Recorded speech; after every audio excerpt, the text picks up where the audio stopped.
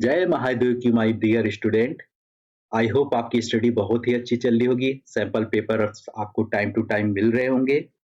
मैं इस वीडियो के लिंक में सभी सैंपल पेपर की प्लेलिस्ट की लिंक आपको दे दूंगा।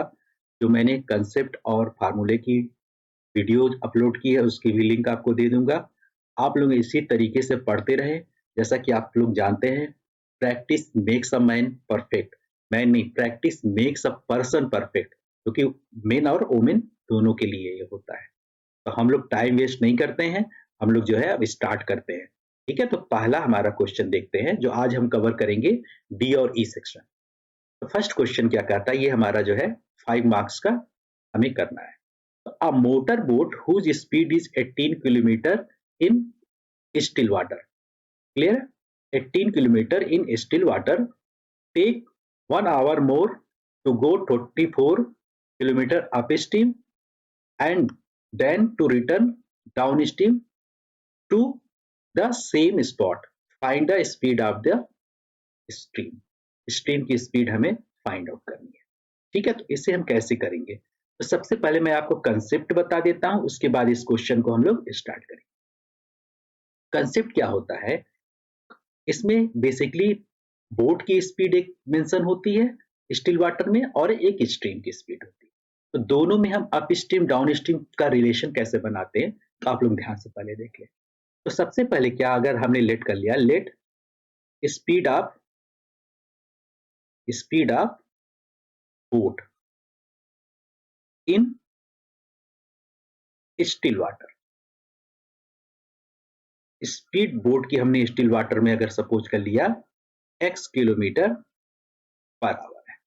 ठीक है, तो इसमें ऑलरेडी दिया हुआ 18, तो यहाँ के लिए हम क्या हो गया, 18 किलोमीटर पर आवर जो है ऑलरेडी दे रखा है। ठीक है, अब इसके बाद दूसरा क्या है, स्पीड ऑफ स्ट्रीम। तो इसको भी हम कर लेते हैं, स्पीड, इसको भी हमने लेट किया है, स्पीड ऑफ स्ट्रीम ये हो जाएगी हमारी, सपोज कर लिया y किलोमीटर पर, ये हमारी हो गई, इस तरीके से हमने ले लिया।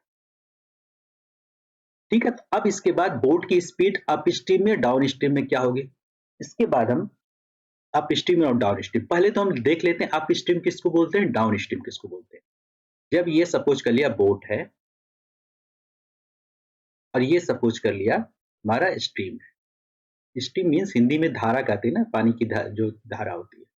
तो दोनों अगर क्या हो, सेम डायरेक्शन में होंगे, तो दोनों के इसका क्या हो जाएगा, सम हो जाएगा। तो उतनी स्पीड से जो है बोट आगे बढ़ेगा, क्योंकि सेम डायरेक्शन में है ना, तो इसको और क्या मिल जाएगा, स्ट्रीम का भी सहारा मिल जाएगा। ठीक है, और अगर यही डाउन स्ट्रीम होगा, तो बोट अगर इधर जा रहा है और स्ट्रीम इस डायरेक्शन में है, तो दोनों के वेलोसिटी का डिफरेंस होगा, जो उसी स्पीड से बोट जो है इस डायरेक्शन में आगे बढ़ेगा।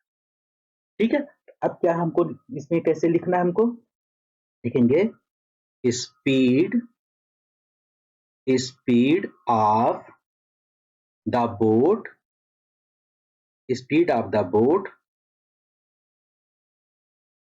Down stream. Speed of the boat down stream. Down stream के केस में क्या हो जाएंगे, दोनों की स्पीड ऐड हो जाएंगे, x plus Y kilometre per hour. ठीक है, अब इसमें क्या हो जाएगा, x plus Y kilometre per hour means x हमारा 18 था, तो ये अगर हो जाएगा तो इस तरीके से 18 plus Y kilometre per hour, ये हो गया।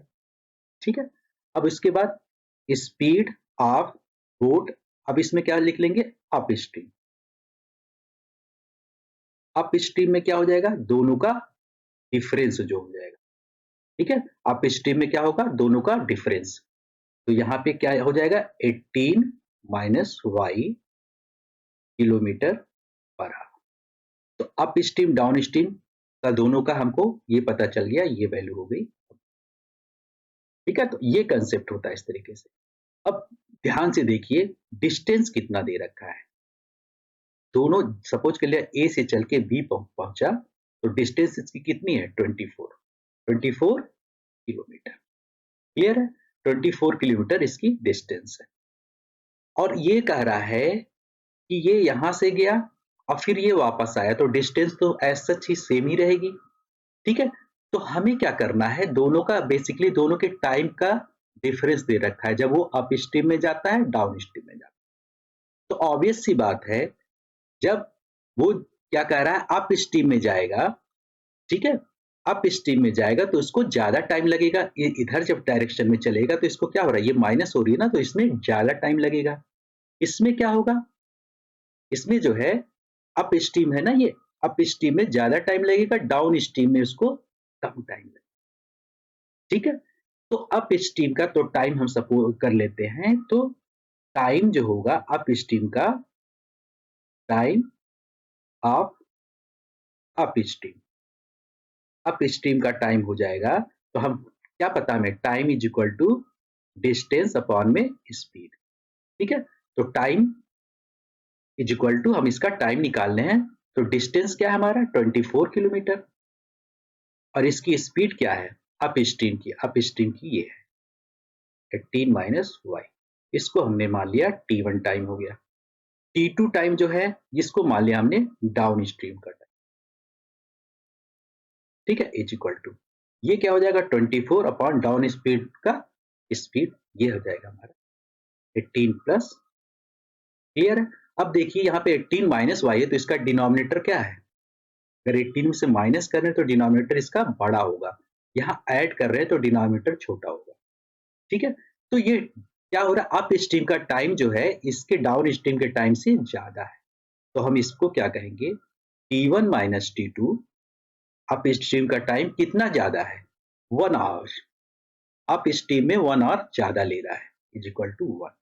अब इसमें T1 और T2 की वैल्यू आप पुट कर दें, 24 अपॉन में 18 minus Y minus 24 upon 18 plus Y is equal to 1। ये हमारा इस तरीके से इक्वेशन बन जाएगा।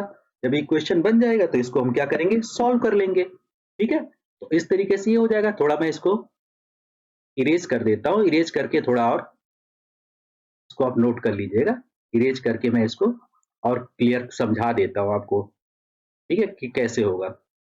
हमने जो निकाल लिया था, अब यहाँ पे वैल्यू पुट करके देख लेते हैं इसको क्या होगी, ताकि आप लोग क्लियर हो जाए कि कैसे। अब ये हमारा जो बन गया था, क्या बन गया था, ये बन गया था ना 24 अपॉन में 18 माइनस वाई माइनस 24 अपॉन में 18 plus Y is equal to 1, ये बन गया था। अब हम क्या करेंगे, दोनों का एलसीएम ले लेंगे, हो जाएगा 18 माइनस वाई 18 प्लस वाई, अब दोनों में जो कॉमन नहीं होता है वो मल्टीप्लाई होता है। यहाँ पे 18 माइनस वाई इसके नीचे है, लेकिन इसके नीचे 18 प्लस वाई नहीं है, क्योंकि दोनों को हम मल्टीप्लाई किए हैं।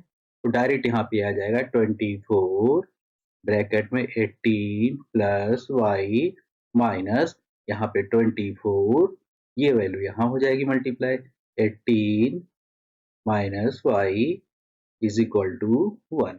इस तरीके से क्रॉस मल्टीप्लाई हो गई वैल्यू। अब इसको हम क्या करेंगे, ये वैल्यू पूरी इधर चली जाएगी, तो ये क्या हो जाएगा, अगर इसको हम लोग देखें 24 इंटू 18, ये मल्टीप्लीकेशन इसके साथ, plus 24y minus 24 into 18 minus 24, तो ये हो जाएगा plus 24y is equal to, ये पूरी वैल्यू इधर आ जाएगी, तो ये बन जाएगी 18 स्क्वायर, ए प्लस बी ए माइनस बी है ना, माइनस वाई स्क्वायर, ठीक है?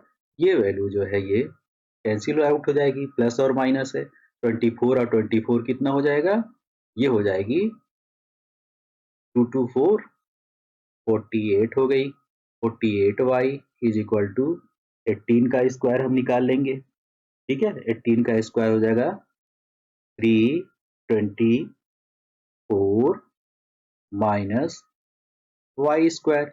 अब माइनस वाले को इधर लेके आ जाएं तो पॉजिटिव हो जाएगा ना वाई स्क्वायर, और ये आ जाएगी value plus 48y minus 324 is equal to 0। ये बन गया हमारा इस तरीके से इक्वेशन। अब इसको हम सॉल्व कर लेंगे। सॉल्व कर लेंगे, कैसे सॉल्व कर लेंगे? इसके दो फैक्टर हम बना लेंगे। तो एक फैक्टर इसका अगर हम बनाएंगे तो एक आ जाएगा 54। अब यहाँ नेगेटिव साइन है, इसका एक पॉजिटिव होगा फैक्टर, एक नेगेटिव होगा। तो -54 और प्लस क्या कर ले, 6 कर ले। तो इसकी वैल्यू जो है इस तरीके से इसके दो फैक्टर बन जाएंगे। ठीक है, तो प्लस 48 है ना, तो यहाँ पे 54 माइनस 6 हम यहाँ पे यूज कर लेंगे। तो इससे जो है हमारी वैल्यू क्या आ जाएगी, y की वैल्यू आ जाएगी। एक तो आ जाएगी हमारी -54 और एक y की वैल्यू आ जाएगी 6, जब दोनों को हम सॉल्व करेंगे। जब दोनों को हम सॉल्व करेंगे तो इस तरीके से दोनों वैल्यू आ जाएगी और आंसर आ जाएगा। -54 y तो माइनस नेगेटिव तो हो नहीं सकती है स्पीड, तो यानी ये आ जाएगी 6 किलोमीटर पर आवर। इसकी आ जाएगी स्पीड ऑफ स्टीम। इस तरीके से इस क्वेश्चन को कर लेंगे। नेक्स्ट क्वेश्चन है state and prove basic proportionality theorem. आप एक चीज याद रखेंगे, इसमें स्टेप मार्किंग होती है, एक एक नंबर की स्टेप मार्किंग होती है। जैसे आपने क्या किया इस क्वेश्चन में, आपने जो ये निकाल लिया ना, ये जो एक नंबर आपको तो इस पे मिल जाएगा, अप स्टीम डाउन स्टीम जो आपने निकाला है। ठीक है, कि जो है 18 प्लस वाई और 18 माइनस वाई, इस तरीके से अप स्टीम डाउन स्टीम जो आपने निकाला था, अप स्टीम और डाउन स्टीम। ठीक है, ये दोनों इस पे 1 मार्क्स आपको मिल जाएगा अगर निकाल रहे। इस इक्वेशन को अगर निकालेंगे 1 मार्क्स इस पे मिल जाएंगे, तो 2 मार्क्स ये हो गया।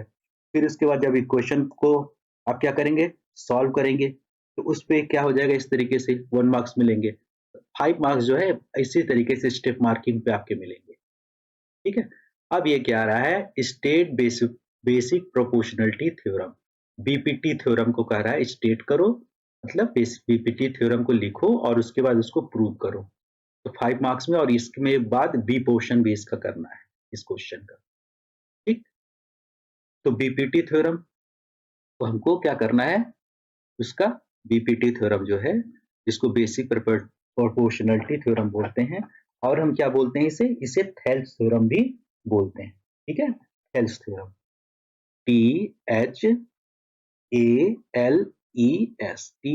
THALES, थेल्स थ्योरम भी बोलते हैं। तो बीपीटी थ्योरम होता क्या है, इसको आप लोग देख ले, मैं बता बस दे रहा हूं। If a line is drawn, ये है, सपोज कर लिया। बेसिक प्रोपोर्शनलिटी थ्योरम में क्या होता है, ये अगर ट्रायंगल है ए बी सी, कह रहा if a line drawn parallel to one side of triangle, suppose कर लिया बीसी के पैरेलल ए लाइन है, उसको मान लिया डी ई। तो यही कह रहा है, if a line drawn parallel to one side of a triangle, BC के पैरेलल ये, ठीक है, to intersect other two side to distinct point. तो ए बी और ए सी अदर 2 पॉइंट पे, डिस्टिंक्ट पॉइंट पे ये कट कर रहा है। तो कह रहा है, ठीक है, the other two sides are divided in the same ratio. तो ये अदर टू साइड को सेम रेशियो में डिवाइड करेगा, means A D upon D B का जो रेशियो होगा वो ए ई अपॉन में EC के रेशियो के इक्वल होगा। ये हमें क्या करना है, थेल्स थ्योरम ये हमें बताता है। ठीक है, कि इस तरह अगर ये इसके पैरेलल है तो ये अदर टू साइड को इस रेशियो में, सेम रेशियो में डिवाइड करेगा। ये थेल्स थ्योरम है, जिसे हमें ये बताता है। तो जब थेल्स थ्योरम प्रूव करेंगे तो क्या क्या चीजें करनी होती हैं, तो ये चीज हम लोग पहले देख लेते हैं। तो थेल्स थ्योरम में ये स्टेटमेंट आप लोग पहले लिख लेंगे। 1 नंबर आपको स्टेटमेंट पे मिल जाएगा। ठीक है, 1 नंबर आपको स्टेटमेंट, 1 मार्क्स आपको स्टेटमेंट पे मिल जाएंगे। ठीक, उसके बाद क्या करना है, थेल्स थ्योरम को 1 मार्क्स स्टेटमेंट पे मिल गए, फिर आपको प्रूफ करना है थेल्स थ्योरम। तो इसमें सबसे पहले थेल्स थ्योरम में जब करना होता है तो सबसे पहले आप क्या लिखते हैं, गिवन। जब भी आप कोई भी थ्योरम को प्रूव करेंगे तो पहला क्या होता है स्टेप, गिवन का। तो गिवन आप क्या लिखेंगे, in triangle A B C, A B C triangle में D E parallel to B C, D B C के पैरेलल है, ये आपका गिवन हुआ है। ठीक, और ये भी लिख सकते हैं कि जो है डी जो है ए बी को डी पे और इस तरीके से लिख भी सकते, नहीं तो गिवन इतना भी लिख देंगे। गिवन हो गया। गिवन के बाद टू प्रूव, आपको प्रूव क्या करना है, सेकेंड स्टेप ये होता है। तो प्रूफ आपको यही करना है कि AD अपॉन DB का जो रेशो होगा वही AE अपॉन EC के रेशो के इक्वल होगा, गिवन टू प्रूफ। उसके बाद अगर कंस्ट्रक्शन है तो कंस्ट्रक्शन लिखेंगे, नहीं तो डायरेक्ट प्रूफ लिखते हैं। तो कंस्ट्रक्शन है इसमें। कंस्ट्रक्शन, कंस्ट्रक्शन में क्या करते हैं, कंस्ट्रक्शन में हम क्या करेंगे, B को E से ज्वाइन कर देंगे और D को E से ज्वाइन कर देंगे। तो कंस्ट्रक्शन में क्या लिखेंगे, ज्वाइन BE एंड CD, इसको ज्वाइन कर दिया, ठीक है, ज्वाइन BE एंड CD। और D से क्या करेंगे, हम इस AC लाइन पे एक परपेंडिकुलर ड्रॉ कर देंगे। इसको मान लिया P है और इससे हमने परपेंडिकुलर ड्रॉ कर दिया, इस पे भी एक परपेंडिकुलर, इसको मान लिया Q है, ठीक है, और ये कर लिया। एंड ड्रॉ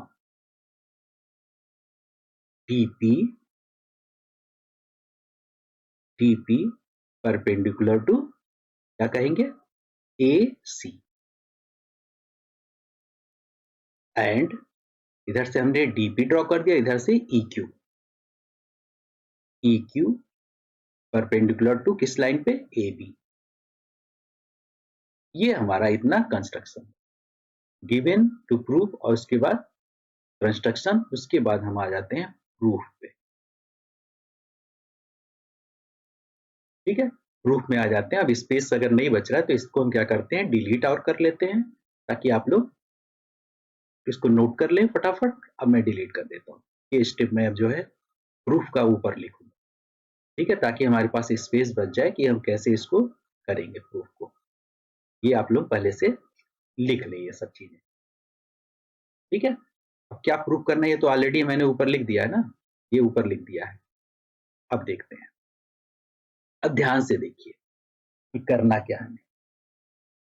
अब देखिए ध्यान से, कोई भी ट्रायंगल अगर है, ठीक है, ये ट्रायंगल है, मान लिया ABC, इसका एरिया अगर हमको निकालना हो तो अगर इस पे क्या है, परपेंडिकुलर ड्रॉ है, परपेंडिकुलर मतलब होता है 90 डिग्री, तो इसका एरिया क्या हो गया, ये अगर बेस हो गया तो हाफ इंटू BC, ये सपोज कर लिया ये P पॉइंट है, इंटू AP। तो क्या होता है formula, half base into height. हम तो एक तरीके से इससे निकालते हैं अगर परपेंडिकुलर पता हो, अदरवाइज अगर साइड पता हो तो हम हेरोज फार्मूले से। तो इसमें कितने बेस बन सकते हैं, एक तो बेस BC बन सकता है, AC बेस बन सकता है, AB बन सकता है। अगर इससे भी हम परपेंडिकुलर ड्रॉ कर दें तो इस केस में एरिया अगर निकालना होगा तो हाफ इंटू ये बेस बन जाएगा AC इंटू और ये BQ। अब आप ध्यान से देखें, फिर इसी तरीके से ये सपोज कर लिया R है, तो एक बार इसी का एरिया जब इसका बेस हम ले लें, यानी ये हमारा हो गया AB इंटू CR। तो एक ही ट्रायंगल का एरिया हमारे पास 3 बेस हैं, तो यानी 3 परपेंडिकुलर ड्रॉ कर सकते हैं, हम 3 मेथड से इसको फाइंड आउट कर सकते हैं, ठीक है। एक तो ये है सीधा सीधा। अब सपोज कर लिया कोई फिगर इस तरीके से बन रहा है, ये इस तरीके से बन रहा है ABC, ठीक है। अब इसमें अगर हमको एरिया अगर ABC का एरिया निकालना है, तो अगर ये सपोज कर लिया ये यहां से यहां तक ये परपेंडिकुलर है AP, ठीक है, तो हमें क्या होता है, परपेंडिकुलर ही तो देखनी होती है, तो ये बेस है तो हम इसकी परपेंडिकुलर हाइट ही तो देखते हैं। अगर मल्टीप्लाई करते हैं तो इसका एरिया निकालना होगा तो क्या हो जाएगा, हाफ इंटू बेस, ये पूरा नहीं लेंगे, बेस तो हमारा यही होगा, लेकिन हाइट ये AP हो जाएगी, हाफ बेस इंटू हाइट, क्योंकि जितना पोर्शन हम लेंगे बेस में वही पोर्शन जो बनाएगा ट्रायंगल उसका एरिया हो जाएगा। ये तो परपेंडिकुलर डिस्टेंस हुई ना, क्योंकि परपेंडिकुलर डिस्टेंस होता है तो कोई जरूरी नहीं कि वो साइड पूरी इंक्लूड हो। अगर इस तरीके से भी फिगर बना है तो हम इसका एरिया के लिए अगर बेस ये लेते हैं तो ये परपेंडिकुलर डिस्टेंस हो गई, 90 बनाना चाहिए इस लाइन के, लाइन के 90 जो बनाना चाहिए बस, ठीक है। तो इस तरीके से जो है हम फाइंड आउट कर सकते हैं किसी भी ट्रायंगल का एरिया। क्लियर है? तो इस तरीके से हम फाइंड आउट करेंगे। तो इसको पहले हम क्या करते हैं, इरेज कर देते हैं, फिर आगे हम लोग इसको स्टेप बाय स्टेप करेंगे। समझ लो आप लोग कैसे करना है, एक बार समझ गए तो सब कर ले जाओगे, ठीक है। अब ध्यान से देखिए आप लोग, अब ध्यान से देखिए, एडी की बात करें तो एडी ये है, डीबी की बात करें तो डीबी ये है। तो एडी अगर देखें तो एडी किस ट्रायंगल में पड़ेगा, ए डी ई ट्रायंगल में, और डीबी किस में पड़ेगा, डी बी ई ट्रायंगल में। इसी तरीके से ए किस में पड़ेगा, ए डी ई में ही पड़ेगा। ए डी ई में ए डी भी पड़ रहा है, ए डी ई में ए भी पड़ रहा है, यानी ए डी ई दोनों के लिए कॉमन हो जाएगी, इन दोनों के लिए सेम ट्रायंगल हो जाएगा। और ईसी किस में पड़ेगा, ईसी पड़ेगा ई सी बी में, ठीक है। इस तरीके से अब हम जो है प्रूफ में आ जाते हैं। समझ लो आप, ताकि आप लोग बार बार इस दिक्कत ना हो प्रूफ करने में कि कैसे करेंगे डीपीटी थ्योरम। अब ध्यान से देखें, हम क्या करते हैं, एडी के लिए पहले हम ए डी ई का एरिया निकालते हैं। तो सबसे पहले हम क्या लिखेंगे, area of triangle A D E, area of triangle A D ई का एरिया। तो क्या हो जाएगा, हाफ इंटू। अब आप ध्यान से देखें, अगर हम ए डी ई में ए डी को बेस लेते हैं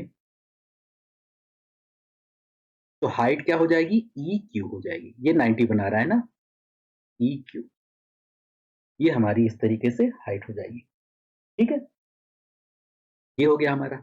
अब दूसरी साइड क्या होनी चाहिए, डीबी। तो डीबी किस में आ जाएगा, ये आ जाएगा बी डी ई में। फिर एरिया आप इसी तरह निकालेंगे, area of triangle B D E is equal to half into.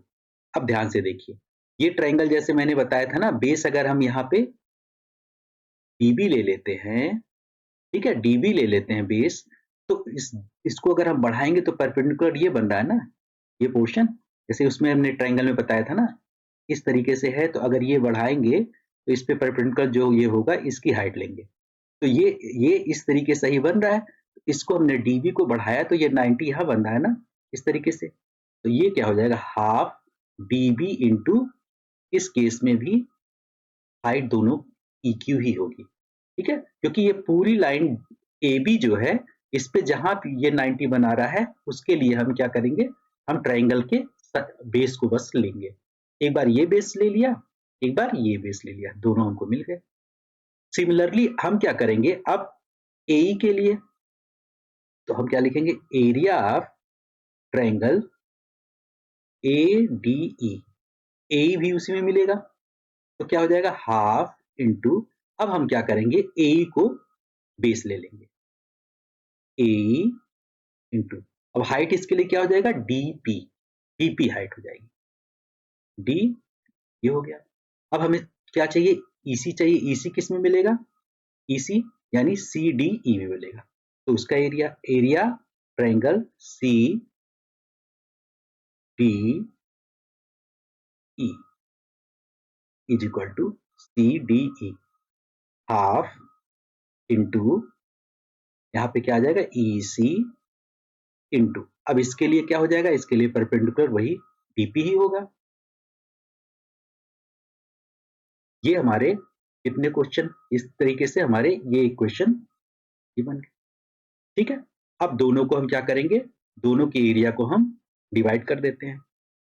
इसके एरिया को, तो इससे हमको क्या मिल जाएगा, एडी मिल गया ना और डीबी मिल गया। तो इसमें क्या हो जाएगा, area of triangle A D E upon में area of triangle B D E is equal to, क्योंकि हमें क्या चाहिए, एडी अपॉन डीबी चाहिए, तो इन दोनों को डिवाइड कर दो आप। तो ये हो जाएगा half into AD into E Q upon half into DB into E Q. E Q cancel हो गया, हाफ से हाफ कैंसिल हो गई, एडी अपॉन में डीबी, ये हमारा आ गया फर्स्ट इक्वेशन। सिमिलरली हम इसको भी इसी तरीके से कर लेंगे। तो क्या हो जाएगा, area of A D E upon में area of CDE is equal to, अब ये क्या हो जाएंगे, ये भी इसी तरीके से, ये इससे कैंसिल हो जाएगा डीपी डीपी, तो AE अपॉन में EC, ये आ गया सेकेंड इक्वेशन। अब ध्यान से देखिए, इसमें इन दोनों को हमको क्या करना है, इन दोनों को इक्वल करना है, AD अपॉन DB को AE अपॉन EC की, यही हमको प्रूव करना है। ठीक, अब ध्यान से देखिए ADE दोनों आ रहे हैं, ये डिफरेंट है दोनों। अब ध्यान से देखिए, जब दो पैरेलल लाइंस होती हैं, इनके बीच में जितने भी ट्रायंगल बनते हैं उनके एरियाज क्या होते हैं, इक्वल होते हैं, जितने भी ट्रायंगल सेम बेस पे बनते हैं। ठीक है, सेम बेस पे अगर बनेंगे, ये मान लिया ये अगर बेस है, इसी पे जितने भी ट्रायंगल बनेंगे सेम बेस पे, उनकी एरिया क्या होंगे, इक्वल होंगे। अब आप ध्यान से देखिए, डीई बेस पे एक ट्रायंगल बन रहा है आपका, कौन सा, CDE, और दूसरा बन रहा है BDE, तो इसके एरिया, इसका एरिया इसके एरिया के इक्वल होगा। तो हम क्या लिखेंगे, ऑन या एट सेम बेस या on same base between, on same base and between two parallel lines,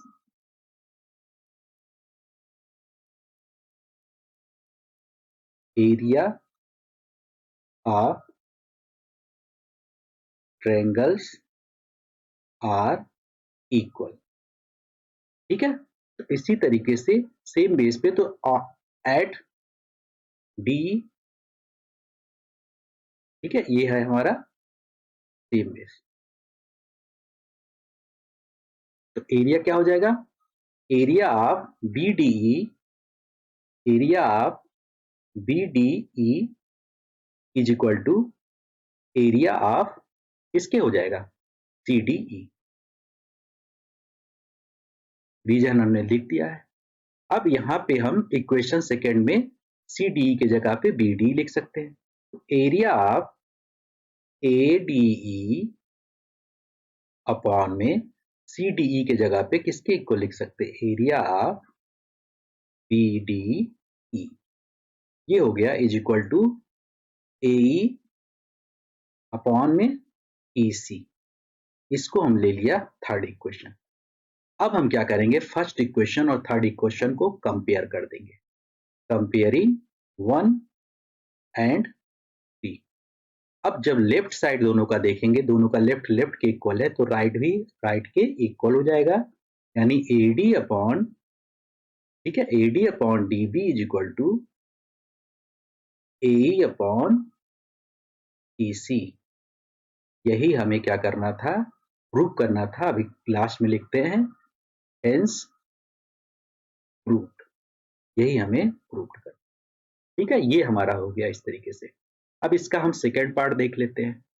in a given figure CEF is equal to, अब हम लोग इस क्वेश्चन को देख लेते हैं, ये हम लोग प्रूव कर दिया। अब इसका सेकेंड पार्ट हम लोग भी देखते हैं।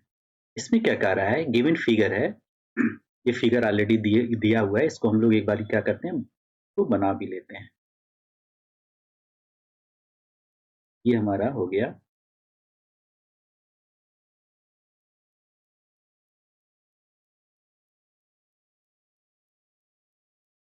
इसको एक्सटेंड कर दिया, ये हमारी इस तरीके से फिगर जो है रेडी हो गई। AD B, this is C, this is E and this is F। ठीक है, ये हमारा फिगर तैयार हो गया। इसमें कह रहा है angle CEF is equal to CFE, CEF is equal to CFE, this angle is equal to this angle. अब ये इस ट्रायंगल में अगर ये एंगल इसके इक्वल है, तो इसके सामने की ये साइड इसके सामने की इस साइड के इक्वल होगी, ये हो गया। F is mid point of DC, F जो है DC का मिड पॉइंट है, यानी ये भी जो होगा, ये वाली साइड CF जो हो जाएगी, इसके भी इक्वल हो जाएगी। अगर इन तीनों को हम कंबाइन कर दें, तो ये वाली साइड इसके इक्वल, ये साइड इसके इक्वल, तीनों आपस में इक्वल हो जाएंगे। हमें प्रूव क्या करना है, A B upon B D का जो रेशियो है, A B upon B D का जो रेशियो है वही ए ई अपॉन में एफ डी के रेशियो के इक्वल है। एफ डी किसके इक्वल है, एफ सी के इक्वल है, और एफ डी अब इससे भी इक्वल हो गया, यानी हम यहाँ पे एफ डी की जगह पे सी भी ले आ देंगे तो आपस में ये प्रूफ हो जाएंगे। ठीक है, तो गिवन उवेन आप लोग जो है सेम ऐसे ही लिखेंगे। पहला स्टेप में गिवन लिख लेंगे, गिवन में क्या लिख लेंगे, इन गिवन फिगर दिस, या गिवन में लिख देंगे इन ट्रायंगल, ये जो पूरा ट्रायंगल में ये जो भी चीजें दी हुई है सब हम लिख देंगे, डीसी मिड पॉइंट है गिवन के बाद। टू प्रूव, हमको जो प्रूव करना है ये हम लिख देंगे। उसके बाद कंस्ट्रक्शन पे आ जाते हैं, यहाँ से हमारा काम शुरू हो जाता है कंस्ट्रक्शन करना। ठीक है, तो कंस्ट्रक्शन में आ जाते हैं। तो कंस्ट्रक्शन में हम क्या करेंगे, डी से हम क्या करेंगे, बी के पैरेलल एक लाइन ड्रॉ कर देंगे, इसको मान लेते हैं यहाँ पे जी। तो कंस्ट्रक्शन में क्या लिखेंगे, draw D G parallel to BE. हमने ये किया, कंस्ट्रक्शन में ये कर दिया।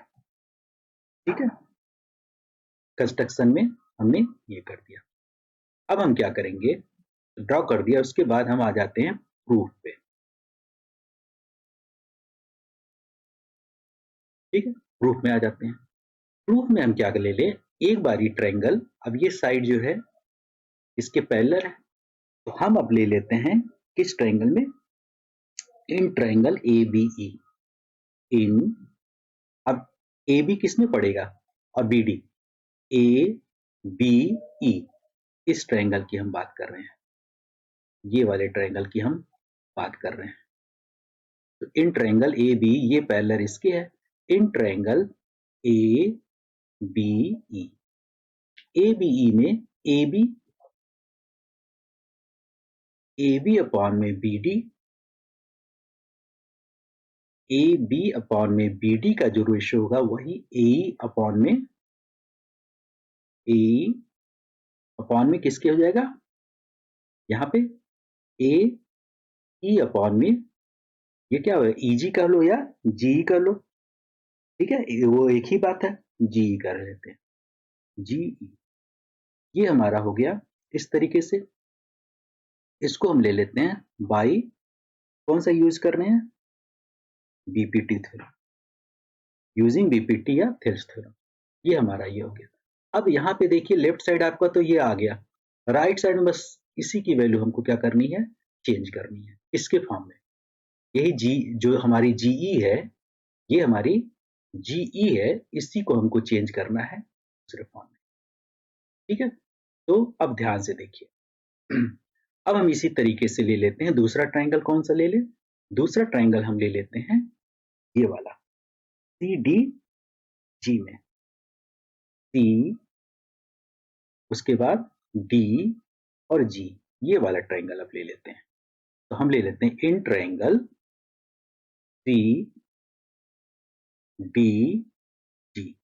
सी डी जी में अगर हम देखें तो ये हमारा एक तो मिड पॉइंट है और ये इसके पैरेलल है, तो हम कहेंगे डी जी जो है पैरेलल किसके है, जब ये पूरे के पैरेलल है तो इसकी भी पोर्शन के पैरेलल होगा, एफ ई के भी पैरेलल हो गया। इसमें भी हम इसी तरीके से अपना यूज कर सकते हैं प्रॉपर्टी। तो हम कहेंगे डी एफ, ठीक है, डी एफ अपॉन में C F, D F upon में C F is equal to क्या हो जाएगा, डी एफ अपॉन में C F is equal to, इधर से हम ले लेंगे ये वाली जीई अपॉन में सी, जीई अपॉन में सी। इतना क्लियर है। अब आप ध्यान से देखिए, डी एफ जो है इक्वल टू सी एफ है, क्योंकि F is mid point, F mid point है, तो डी एफ की जगह पे हम सी एफ लिख सकते हैं। तो सी एफ अपॉन में C F is equal to GE upon में सी। ये कैंसिल होके 1 आ गया, ये हो गई 1/1। इसकी वैल्यू इससे आ जाएगी कि जी जो हो जाएगा किसके इक्वल हो गया, सीई के इक्वल। अब जी जो है सीई के इक्वल हो गया, यानी ये जी जो है किसके इक्वल हो गया, सीई के इक्वल हो गया। ठीक है, और हमने ये चीज देखा था कि जी सी के इक्वल आ गया, यहाँ पे ये जी सी के इक्वल है। अब हम ध्यान से देखेंगे कि सी जो है, ये सी जो है किसके इक्वल है, सी एफ के इक्वल है। सी जो है सी एफ के इक्वल है, क्यों इक्वल है, क्योंकि ये एंगल दिया है ना, angle C E F is equal to angle C F E. ठीक है, सी ई एफ ये वाला एंगल इसके इक्वल है, तो इसके अपोजिट साइड्स क्या होंगे, इक्वल हो जाएंगे। तो हम कहेंगे कि सीई जो है इज इक्वल टू हमारा हो जाएगा सी एफ या एफ सी, एक ही बात है। ठीक है, अब ध्यान से देखिए, C F is equal to C, और सी किसके इक्वल है, सी डी एफ के इक्वल है। ये तीनों आपस में इक्वल हो गए। हमें चाहिए क्या था, डी एफ कह लो या एफ डी कह लो, एक ही बात है। अब इससे हमको ये मिल गया, अब इसकी वैल्यू हम पुट कर देंगे इक्वेशन 1 में, तो ये क्या मिल जाएगी हमको, ए बी अपॉन में B D is equal to A upon में, हम क्या करेंगे, ये हमारी जो थी सी था और हमारा जीई, जी भी तो आ गई है, जी किसके इक्वल है, सी के इक्वल है जी,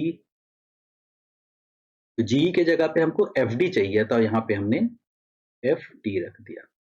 इस तरीके से ये हमारा क्या हो गया, प्रूफ हो गया, हेंस प्रूफ।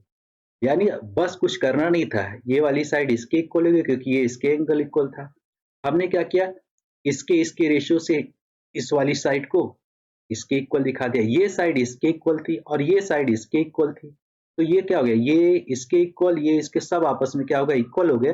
और जहां पे हमने ये जी रखा था ना, जी के प्लेस पे हमने सी रख सकते थे, और सी इसके इक्वल था, ये इसके इक्वल था, तब इसी तरीके से हमको निकालना था।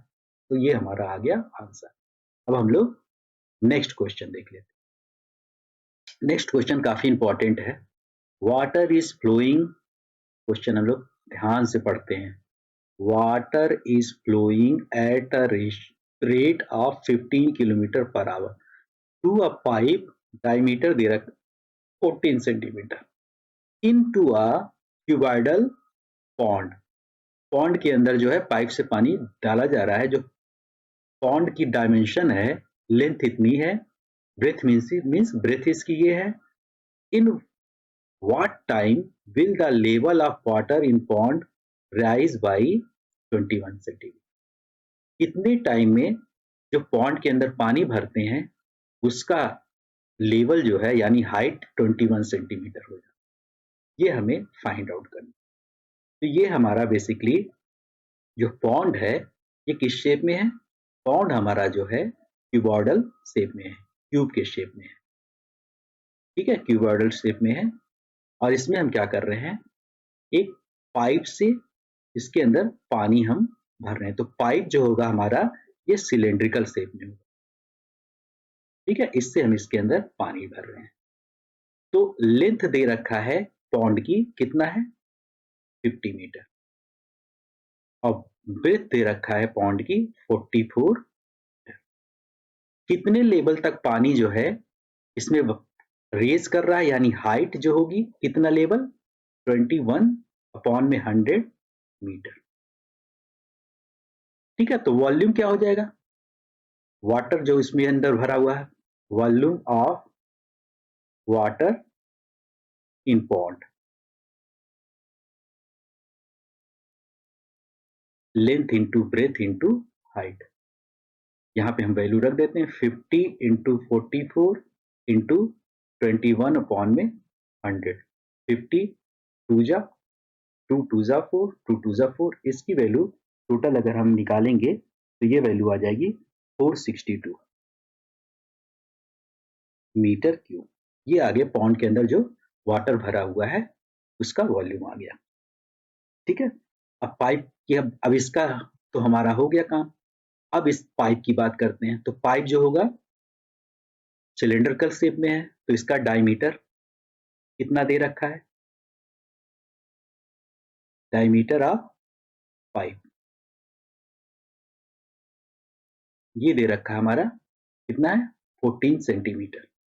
तो 14 अपॉन में 100 अगर कर लें तो ये हो जाएगा मीटर। तो रेडियस इसकी क्या हो जाएगी, इसको हम क्या करें, इसका हाफ कर लें, यानी 7 अपॉन में 100 मीटर। ये आ गई हमारी रेडियस, किसकी, इसकी आ गई। ये तो सिलेंड्रिकल शेप में क्या होता है, ये इसका टॉप और बॉटम जो होता है सर्कुलर शेप में होते हैं। ठीक है, तो इसका अगर वॉल्यूम निकालते हैं किसी भी उसका, तो क्या होता है, area of base into height. Area base कितना हो जाएगा इसका, पाई आर स्क्वायर सर्कुलर शेप में इनटू हाइट इसकी, तो पाई आर स्क्वायर एच होता है। इसको बोलते हैं क्रॉस सेक्शन।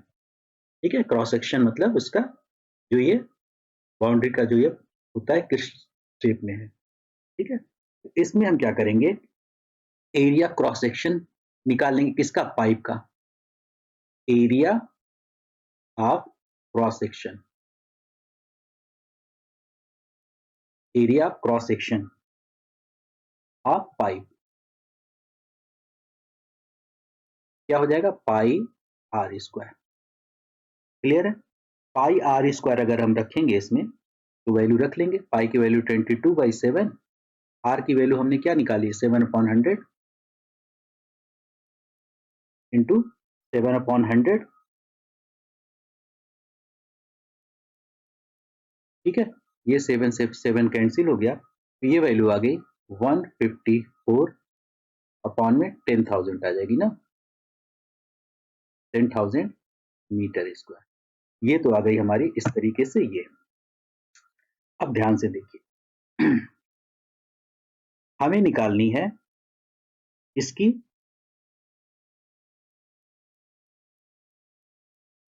कि 1 घंटे में कितना वाटर जो है इसके उसमें फ्लो करता है। तो वाटर जो बेसिकली जो स्पीड दी होती है वो क्या है, इसके दे रखा वाटर कितना फ्लो करता है 1500। ठीक है, यहाँ पे क्या दिया, ये 15 किलोमीटर दिया है, 15 kilometre per our. 15 kilometre per our का मतलब 1 आवर में 15 किलोमीटर इसमें वाटर फ्लो करता है। 15 किलोमीटर बेसिकली हाइट एक तरीके से इसकी बन गई। ठीक है, इतना लेंथ इसमें वाटर चलता है। ठीक है, हमें निकालना है तो यानी 1 आवर्स में, तो इसको हमको चेंज करना होगा मीटर में, यानी 15 इंटू 1000 मीटर, यानी आ गया 15,000 मीटर। तो यानी इसका जो फ्लो होता है 15,000 जो है होता है flow in 15,000 metre per hour, अगर देखा जाए इस तरीके से बनता है। ठीक है, यानी 15,000 मीटर जो है 1 घंटे में जो है ये वाटर फ्लो करता है। इतना सब लोग क्लियर हो गया होगा। ठीक है, तो volume of water flowing in 1 hour क्या हो जाएगा, volume of water flowing in 1 hour. 1 hour में वाटर फ्लो कितना करेगा, एरिया ऑफ क्रॉस सेक्शन, और ये बेसिकली 15,000 मीटर चलता है ना 1 घंटे में, तो ये हो जाएगा लेंथ एक तरीके से, या हाइट कह ले आप। तो 154 हमने एरिया ऑफ क्रॉस सेक्शन निकाला था, 10,000 इंटू 15,000, ये हमारी इस तरीके से ये वैल्यू आ गई। इन दोनों को हम क्या करेंगे, सॉल्व कर सकते हैं।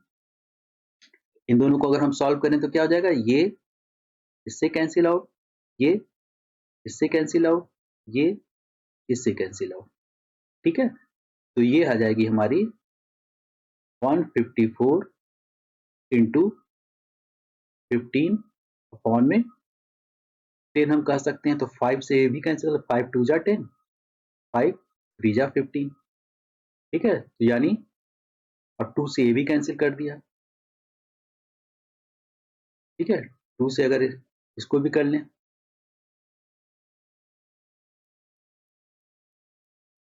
यानी 77 इंटू 3, टोटल ये बन गया 77 इंटू 3, और इसको अगर कर लेंगे कितना आ गई मीटर क्यूब। ये आ गया 1 घंटे में इतना वाटर जो है ये फ्लो करता है। ठीक है, अब टाइम टाइम कितना लगेगा,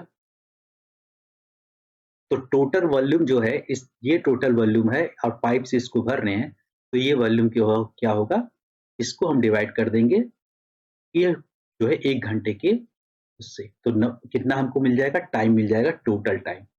तो वॉल्यूम ऑफ पॉन्ड हमने कितना निकाल रखा था, 462 अपॉन में ये हो जाएगा 231। ठीक है, तो ये टाइम निकल जाएगा, करेंगे तो 2 आ जाएगी वैल्यू, यानी 2 आवर्स। 2 आवर्स में जो है ये पूरा पॉन्ड भर जाएगा, कितना, 21 सेंटीमीटर हाइट तक, यानी 21 सेंटीमीटर हाइट तक भरने में इसको 2 घंटे का टाइम लगेगा। क्लियर है। नेक्स्ट क्या पूछ रहा है इसमें, what should be the speed of water if the rise water level is to be attained in 1 hour. अगर इसको 1 घंटे में ही फिल करना है तो क्या होगा, उसकी स्पीड को डबल कर देनी होगी, यानी 15 किलोमीटर पर आवर के प्लेस पे 30 किलोमीटर पर आवर, क्योंकि 2 घंटे में भर रहा है। अब 1 ही घंटे में अगर भराना हो तो वाटर का स्पीड को बढ़ा देना होगा, तो इसका डबल हो जाएगी। ठीक है, क्लियर है। नेक्स्ट क्वेश्चन हम लोग देखते हैं। इस क्वेश्चन में क्या करता है, the medium of following data is 50, following data is 50. Find the values of P and Q if the sum of the frequencies is 90. Frequencies का sum जो दे रखा है ये है हमारा 90 दे रखा है, frequencies का sum। ठीक है, 50 following data, मीडियन दे रखा है, मीडियन भी दे रखा है, मीडियन दे रखा है 50, और P और Q की वैल्यू हमें निकालनी है, ये हमें फाइंड आउट करनी है। तो इसके लिए हम क्या करेंगे, सबसे पहले हम इसको टेबल बना के हम निकालेंगे इसको। तो इसमें क्या, मीडियन में हम क्या निकालते हैं, क्यूमुलेटिव फ्रीक्वेंसी, एक कॉलम और बढ़ जाता है, क्यूमुलेटिव फ्रीक्वेंसी। तो यहीं पे हम इसको कर लेते हैं, क्या दिक्कत है, यहाँ पे एक आप इसी तरह बना लेना और एक जो है यहाँ पे इंट्रोड्यूस कर देना क्यूमुलेटिव फ्रीक्वेंसी। ठीक है, क्यूमुलेटिव फ्रीक्वेंसी, इसमें क्या होता है, इसको हमने ये बढ़ा दिया, यहीं पे कर लेते हैं। इस तरीके से आप टेबल अलग से अपने कॉपी में बना लेंगे। क्यूमुलेटिव फ्रीक्वेंसी में क्या हो जाएगा, पी को एस सच लिख देंगे, फिर इसको इन दोनों को ऐड करके यहाँ पे लिखते हैं, यानी पी प्लस 15 हो गया। फिर नेक्स्ट स्टेज में इसको हम 25 को ऐड कर देंगे इसमें 15 में प्लस पी में, तो ये हो जाएगा 40 हो जाएगी। फिर इसमें 20 और ऐड कर देंगे, फिर इसमें क्यू ऐड कर देंगे,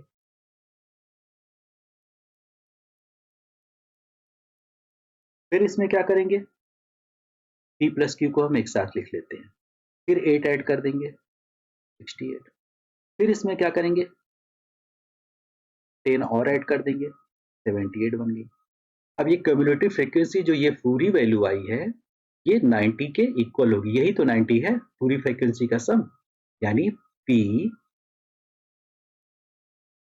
यानी कि P प्लस Q प्लस 78, यही है हमारी 90 के इक्वल क्यूमुलेटिव फ्रीक्वेंसी जो लास्ट में ये वैल्यू आती है। तो इससे P प्लस Q क्या आ जाएगी, P प्लस Q की वैल्यू आ जाएगी 90 माइनस 78 यानी 12 आ जाएगी। ठीक है, अब हमको एक फार्मूला पता है ना मीडियन का, median is equal to L plus n/2 minus CF cumulative frequency upon में F इंटू H। ठीक है, ये फार्मूला होता है। L, तो पहले हम क्या निकालेंगे, n/2, ठीक है, n/2, उसके बाद CF और FH, इस तरीके से हम इसको देखते हैं, ठीक है। अब ध्यान से देखिए, हमारा मीडियन कितना है, मीडियन हमारा 50 है। अब देखिए 50 जो है यहाँ पे कहाँ पड़ेगा, तो 50 अगर हम देखें तो 50 और 60 के बीच में हमारा 50 पड़ेगा, तो ये हमारा जो है इंटरवल 50 to 60 के बीच में हमारा 50 पड़ेगा, यानी मीडियन जो है इसी के रेंज में आएगी। तो मीडियन इसी के रेंज में आएगी, तो हमारी L की वैल्यू क्या हो जाएगी, जो L होगा यानी लोअर लिमिट इसकी L कितनी हो जाएगी, यही हमारी 50 हो जाएगी, ठीक है, क्लियर है। L हमारी 50 हो गई। अब ध्यान से देखिए, L के बाद हमको और क्या चाहिए, n/2, तो n हमारा कितना है, 90 है, 90/2 कर लेंगे तो कितनी आ जाएगी वैल्यू, 45। n की वैल्यू हमारी आ गई 45, ठीक है, n के प्लेस पे n/2 हम यही जो है 45 रख लेंगे। क्यूमुलेटिव फ्रीक्वेंसी क्या होती है, जो इसमें इंटरवल होता है ना, उसके हम क्या करते हैं, क्यूमुलेटिव फ्रीक्वेंसी के लिए हमारी कितनी आई है ये चीज हम देखना हो तो हम कैसे देखेंगे, तो इसके ये हमारी ये वैल्यू आई है जो ना, ये हमारी वैल्यू, इस पे हमने इंटरवल देखा, तो इसके पहले वाला जो ये पोर्शन होता है इसके लिए हम यहाँ पे CF उसको यूज करते हैं कैलकुलेटिव, ना कि सेम सामने वाली। तो अगर ये इंटरवल वाला है तो ये इसकी क्यूमुलेटिव फ्रीक्वेंसी हो जाएगी, यानी P+40 हो गई, क्लियर है, ये हो गई वैल्यू। उसके बाद क्या चाहिए, फ्रीक्वेंसी, तो फ्रीक्वेंसी इसमें कितनी दे रखी है, हमारी जो इस इंटरवल है इसकी फ्रीक्वेंसी 20 दे रखी है, तो यानी F हमारी हो गई 20। H क्या होता है, जो इंटरवल का डिफरेंस होता है 60 - 50, 10 हो गया। अब यहाँ पे इसकी वैल्यू हम, तो मीडियन हमको पता ही है, ठीक है, इसमें हम कर लेते हैं नेक्स्ट, इसमें मीडियन हमको पता ही है, मीडियन की वैल्यू कितनी दे रखी है, यहाँ से देख लीजिए, मीडियन हमको 50 दे रखी है, फार्मूले में हम रख देंगे 50 = L हमने क्या निकाला है, L भी तो हमने निकाला है, कितना 50 निकाला है, तो यहाँ पे 50 हो गया। L + n/2, n/2 भी हमने कितना निकाल लिया, 45, यहाँ पे 45 रख दीजिए, ठीक है, 45, उसके बाद माइनस P+40, हमने CF निकाला है, क्यूमुलेटिव फ्रीक्वेंसी क्या, P+40, यहाँ पे हम P+40 रख दिए, ठीक है, और होल अपॉन में वैल्यू क्या रखेंगे, 20, फ्रीक्वेंसी जो थी हमारी, फ्रीक्वेंसी हमने 20 निकाली थी, H हमारा 10 है, ठीक है, इनटू 10, ये हमारा इस तरीके से फार्मूला बनेगा। अब 50, अब ध्यान से देखिए, अब ये 50 जो है जब इधर आ जाएगा तो ये वैल्यू हो गई 0, तो वैल्यू क्या बनेगी, 45 माइनस P+40, अब ये है 10 से ये भी तो कैंसिल हो जाएगा, 2 आ जाएगी वैल्यू अपॉन में 2, क्लियर है। अब ध्यान से देखिए, इसको हम पहले लिख लेते हैं, तो 45, ये 2 इधर जाके ये भी 0 का, माइनस P-40 = 0, माइनस P को इधर ले लें तो 45 - 40 हो जाएगा हम आपका 5, तो P की वैल्यू आ जाएगी 5, P की वैल्यू 5 आ गई। अब हमने एक क्वेश्चन निकाला था ना यहाँ पे, जो फाइंड आउट किया था कि P + Q = 12, तो यहाँ पे हम P + Q = 12 में P की वैल्यू 5 रख देंगे, तो Q = और इधर ट्रांसफर कर देंगे, ये वैल्यू आ गई 7, तो P और Q की वैल्यू दोनों हम लोगों ने निकाल ली। और भी कुछ कह रहा है निकालने के लिए, फाइंड द मोड, मोड भी हमें निकालना है, ठीक है, मोड भी निकालना है, तो मोड के लिए क्या फार्मूला होता है, mode = L + F1 - F0 upon में 2F1 - F0 - F2 into H, ये फार्मूला होता है निकालने का, ठीक है, ये हम इस तरीके से निकालते हैं। अब ध्यान से देखिए, यहां पे हमने फ्रीक्वेंसी जो ये ली है, ये जो फ्रीक्वेंसी हमने ली है ये हमारी हो जाती है f1, ये f0 और ये हमारी हो जाएगी f2। क्लियर है? इस तरीके से जो है, तो हमने जो है Q की वैल्यू निकाल ही ली है, वहां पे हम Q की वैल्यू रख देंगे। अब इसमें हम फार्मूले में पुट कर देते हैं। L हमारा पता ही, L तो सेम ही होगा, ठीक है, L हमारा सेम होगा। तो L हमारा क्या था इस केस में? अब हम देखते हैं इसको। अब ध्यान से देखिए, मोड के केस में हम क्या करते हैं, अब यहाँ F2 रख लीजिए। ध्यान से देखिएगा, यहाँ पे F2 की वैल्यू कितनी आ गई है, यानी ये F2 जो है Q की वैल्यू ही तो है। तो Q हमने कितना फाइंड आउट कर लिया है, Q की वैल्यू हमने 7 निकाल ली है, तो यहाँ पे 7 हो गई। अब ध्यान से देखिए, इसमें हम देखेंगे मैक्सिमम फ्रीक्वेंसी क्या है, ठीक है, मैक्सिमम फ्रीक्वेंसी क्या है, ये चीज ध्यान रखिएगा, ठीक है। मोड के केस में हम क्या करेंगे, मैक्सिमम फ्रीक्वेंसी देखेंगे। इसको आप इरेज कर दीजिए, अभी ये चीज आप भूल जाइए, ठीक है। अब इसमें हम क्या करेंगे, मैक्सिमम फ्रीक्वेंसी निकालेंगे। तो मोड के लिए हमने फार्मूला ये देख लिया ना, ये होता है। तो मोड के लिए हम देखते हैं मैक्सिमम फ्रीक्वेंसी वाला जो हमारा इंटरवल होता है। तो मैक्सिमम फ्रीक्वेंसी का जो इंटरवल होगा ये है हमारा ये वाला। मैक्सिमम फ्रीक्वेंसी कितनी है, 25, क्योंकि ये भी तो 7 आई है ये आगे, इसके लिए ये इंटरवल होगा। तो इसमें L हमारा हो जाएगा 40 लोअर लिमिट, ठीक, ये हो गया। और क्या क्या फार्मूले में यूज होता है हम देख लेते हैं। F1 जो हमारा ये होता है, ये हमारा हो जाता है F1, ये हमारी हो जाती है F0 और ये हमारी हो जाती है F2। अब ये फार्मूले में और क्या चाहिए होता है हमें, H चाहिए होता है। तो H जो होता है इनका डिफरेंस, H हमारा हो गया 10, 40 और 50 का डिफरेंस 10 हो गया। अब यहाँ फार्मूले में पुट कर देते हैं वैल्यू। L हमारा आ गया था 40 प्लस F1 माइनस F0 यानी 25 माइनस 15। यहाँ पे देख भी लीजिए ना, F1 माइनस F0 ये हो गया, फिर अपॉन में यहाँ पे क्या आ रही थी value 2F1, 2F1 means 2 into 25 minus F0 15 minus F2, F2 कितना था हमारा 20 था, और इंटू H, ये पूरा इंटू H था। अब इसको हम सॉल्व कर लेंगे, 40 प्लस ये वैल्यू कितनी हो जाएगी, H की वैल्यू कितनी थी, H भी तो हमारा 10 आया था, 10 रख दीजिए यहाँ पे। ये वैल्यू हो गई 10 और इंटू 10 ये हो जाएगा ऊपर 100, नीचे क्या हो जाएगी 50 और नीचे 20 और ये हो जाएगा 35, और इसको जब सॉल्व करेंगे तो इसकी वैल्यू भी 15 आ जाएगी। क्लियर है? अब क्या आ जाएगी, ये आ जाएगी 40 प्लस इसको जब डिवाइड करेंगे तो 6.67 अप्रॉक्स आ जाएगी, तो इसकी वैल्यू आ जाएगी 46.67। ये हमारा जो है इसका आंसर आ जाएगा, ठीक है। तो ये भी हमारा क्वेश्चन फिनिश हो गया। अब सेक्शन ई देखते हैं। सेक्शन ई जो है काफी बड़ा है, इसको ये जो है हमारा इस टाइप के क्वेश्चन जो होते हैं सिनेरियो टाइप के होते हैं, वो कैसे करेंगे सेक्शन ई में ये देख लेते हैं।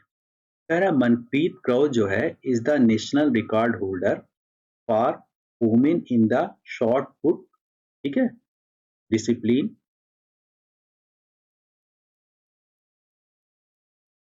हर throw of 18.86 meter at the Asian Ground Prix in 2017 is the biggest distance of an Indian female athlete. Keeping her as a role model, Sanjita जो है, Sanjita is determined to earn gold in Olympic one day. Initially, her throw reaches 7.56 meter only. इसको achieve करना है इतना। Being an athlete in school, she regularly practices both in the morning and evening and was able to improve the distance by 9 centimetre every week.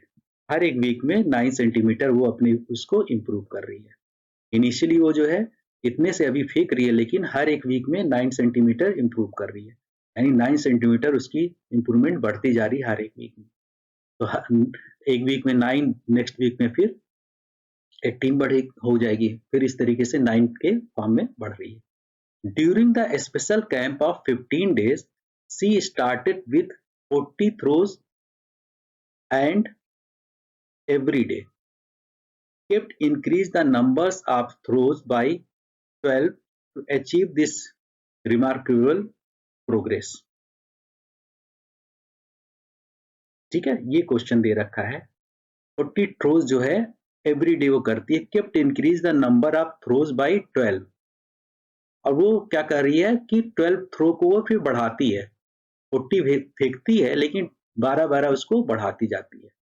तो ये basically arithmetic progression type का जो है question है. ठीक है, एपी है. How many throws Sanjita practised on 11th day of camp. Camp के 11th डे में कितना वो थ्रो फेंकेगी. तो पहले वो 40 थ्रो फेंकती थी, ठीक है, और डेली वो 12 थ्रो बढ़ाती जा रही है. तो 12 थ्रो अगर जो बढ़ा रही है तो यानी नेक्स्ट जो ये बनेंगे, अगर एपी बनता जाएगा तो पहले तो 40 था, फिर ये बन जाएगा 12 इसमें ऐड कर देंगे तो 52 बन जाएगी. तो इस तरीके से एडिशन इसमें होता जाएगा. ठीक है, इस तरीके से एडिशन इसमें होता जाएगा. हम इसको सॉल्व करेंगे. अब कैसे इसको देखते हैं हम लोग. ठीक, अब हम लोग देखते हैं इसको. तो पहले तो हम ये फर्स्ट वाला पार्ट करते हैं. How many throws Sanjita plays in 11th day. अब ध्यान से देखिए. तो संजीता अगर पहला थ्रो फेंकती है तो इसमें जो है पहले वो 40 थ्रोज फेंकती थी. तो हम जब एपी लेते हैं तो एपी में फर्स्ट टर्म को हम क्या किससे मेंशन करते हैं, ए से. तो 40 पहले फेंकती थी. फिर उसके बाद वो जो है 12 थ्रो बढ़ाने लगी. अगर 12 थ्रो बढ़ा दी है तो पहले 40 फेंका इसने, फिर 12 बढ़ाया तो यानी 52. नेक्स्ट में फिर 12 बढ़ाती जाएगी. तो यानी डी कॉमन डिफरेंस जो है 12 का आ गया. ठीक है, और पूछ रहा है ये 12th डे में वो कितना, ये सॉरी कितने डेज में, 11th डे. तो 11th डे मतलब जो अगर ये तुम्हारा आपका एपी बना तो 11th जो टर्म आएगा उसमें उसने कितना थ्रो किया होगा. तो n मीन्स 11. ये हो गया. अब हमें निकालना है कि इसका जो 11th पोजीशन पे इसकी वैल्यू क्या होगी, कितने थ्रोस फेंकेगी. तो A11 is equal to, formula क्या होता है, A plus n-1 into D. ये फार्मूला होता है. A की वैल्यू हमारी 40 हो गई, प्लस 11 माइनस 1 इंटू डी कितना है हमारा 12 है. ठीक है, ये 10 हो जाएगा. तो 40 प्लस 10 इंटू ये हो जाएगा 120. इसकी वैल्यू कितनी आ जाएगी, 160 थ्रोज. 160 थ्रोज वो जो है फेंकेगी किस दिन, 11th डे. ये हो जाएगी. What would be Sanjita's throw distance at the end of 6 month. 6 month नहीं है, ये रॉन्ग है. यहाँ पे 6 मंथ नहीं होना चाहिए, 6 वीक होना चाहिए. ठीक है, तो इसको हम कैसे करेंगे, इसके लिए भी हम उसी तरीके से करेंगे. अब यहाँ पे ध्यान से देखिए. पहले वो थ्रो कितना फेंकती थी, कितना डिस्टेंस, थ्रोज रीचेज इनिशियली हर थ्रो 7.56. इसका फर्स्ट टर्म हो गया 7.56. ठीक है, अब n क्या है, 6 वीक है, 6 वीक्स. अब इसमें फार्मूला वही लगा दें आप.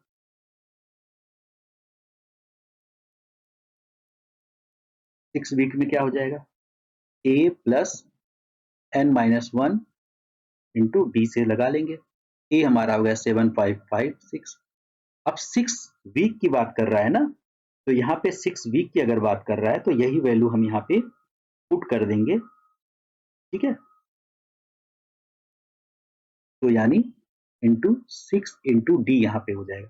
अब 6th वीक के लास्ट तक पूछ रहा है 0.09, ये इंक्रीज कर रहा है। इसको आप ध्यान से देखेंगे, यहाँ पे जो है 9 सेंटीमीटर एवरी वीक हो रहा है ना, तो 9 सेंटीमीटर को आप अपॉन में 100 कर देंगे तो ये मीटर में हो जाएगा 0.09 मीटर, क्योंकि ये सब क्या है मीटर में दिए हुए हैं ना। 6 वीक के लास्ट में बोल रहा है, ठीक है, तो ये पूरा 6 वीक को इंक्लूड करेंगे, तो ये हो जाएगी पूरी वैल्यू। यहाँ पे अगर हम करेंगे 8.1, इसका आंसर आ जाएगा 8.1 मीटर। नेक्स्ट क्वेश्चन कर रहा है when will she able to achieve through 11.16, तो सपोज 11.16 ये कब थ्रू कर सपोज कर लेंगे, n डेज में ये थ्रू को अचीव कर लेगी। इसमें फार्मूला हम जो है वही अप्लाई कर देंगे, a plus n minus 1 into D, इसको आप निकाल सकते हैं। 11.16 इज इक्वल टू a की वैल्यू 7.56 प्लस n माइनस 1 और d आपको पता ही है, ठीक है, 0.09, ये 0.09 है, ठीक है। अब यहाँ पे क्या करेंगे, इसकी वैल्यू हम पुट कर देंगे, ठीक है। अब ये वैल्यू हम जो है इस तरीके से इसमें पुट करके हम n की वैल्यू फाइंड आउट कर लेंगे। हमें n ही तो चाहिए, ठीक है। क्या चाहिए था हमें, क्वेश्चन में यही तो चाहिए था, हार्डवेयर सेंटर थ्रू ये वाला कि ये when will she able to achieve through 11.16 metre, कब ये अचीव कर लेती है। तो सपोज कर लिया ये अचीव n डेज में इसको कर लेती है, ठीक है। इस तरीके से जो है हम इसको फाइंड आउट कर लेंगे। अब नेक्स्ट क्वेश्चन क्या कह रहा है इसी में और देख लेते हैं। How many throws did she do during the entire camp of 15 days, 15 days के इंटायर कैंप में वो कितना, वो जो है फेंकेगी, कितना टोटल। तो टोटल के लिए आप क्या करना है, इसमें कुछ नहीं करना, एक फार्मूला होता है ना सम वाला, n/2 ब्रैकेट में 2a plus n minus 1 into D, ये फार्मूला होता है। इस फार्मूले से जो है हम इसको फाइंड आउट कर लेंगे कि टोटल वो कितना वो करेगी। ए हमारा हो जाएगा इस केस में 40, ठीक है, ये हमारा ये है ना 40 थ्रूज एवरी डे, 40 हो गया। और क्या इसमें हो जाएगी वैल्यू, ये हमारा 40 हो गया, डी हमारा 12 होगा, और क्या है इसमें डी 12 हो गया, ए 40 हो गया, एन हमारा 15 डेज की बात कर रहा है, एन ये हो जाएगा। वैल्यू यहाँ पे पुट करके एस टोटल जो है निकाल लेंगे। तो टोटल अगर हम यहाँ पुट कर देंगे इस तरीके से हमको पता चल जाएगा, यानी टोटल अगर हम फाइंड आउट करेंगे, आंसर आपको बता दे रहा हूँ 1860 थ्रूज आएगा, ठीक है। इस फार्मूले से हम निकालते हैं। नेक्स्ट हमारा क्वेश्चन ये देखते हैं। अब इसमें है थारुण्या was thrilled to know that the football tournament is fixed with a monthly time frame from 20 जुलाई, 20 जुलाई से जो है 20 जुलाई टू 20th अगस्त, 20 जुलाई से 20th अगस्त, ठीक है, 23rd तक है। For the first time FIFA world cup history, 2 nations host the 10 venues. Her father felt that the game can be better understood if the position of player is represented as point on a coordinate plane. अगर इस तरीके से represent किया जाए coordinate plane में, ये father उसके बोलते हैं। अब ध्यान से देखिए और समझिए, कह रहा एट एन इंस्टांस, ठीक है, the midfielders and the forward formed a parallelogram. Find the position of central middle fielder, जिसको D किया है, if the position of other players who formed a parallelogram are दिए हैं। ठीक है, तो पैरेललोग्राम कौन कौन से बना रहे हैं? मिडफील्डर्स, फॉरवर्ड यानी ए बी सी और डी, ये चारों मिलके बना रहे हैं, यानी ये और ये और ये एक पैरेललोग्राम बना रहे हैं इस तरीके से। तो इसमें कह रहा है कि डी का कोऑर्डिनेट निकालना है। ए बी सी ये दिए हुए हैं, हमको डी का कोऑर्डिनेट निकालना है। तो ये फिगर अगर बन रहा है तो ए बी सी डी अगर ऐसे ऐसे बन रहा है ना, फिगर हम बना लेते हैं।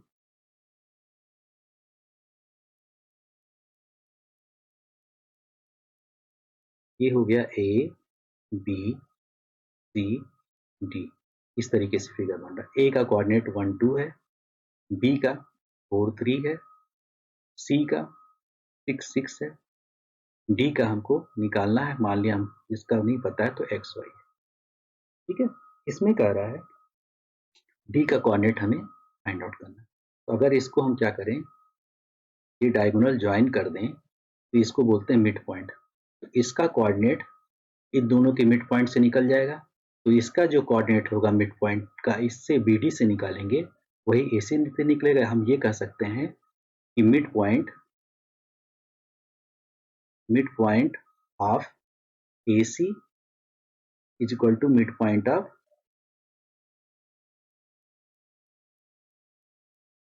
B D. दोनों के मिड पॉइंट सेम होंगे।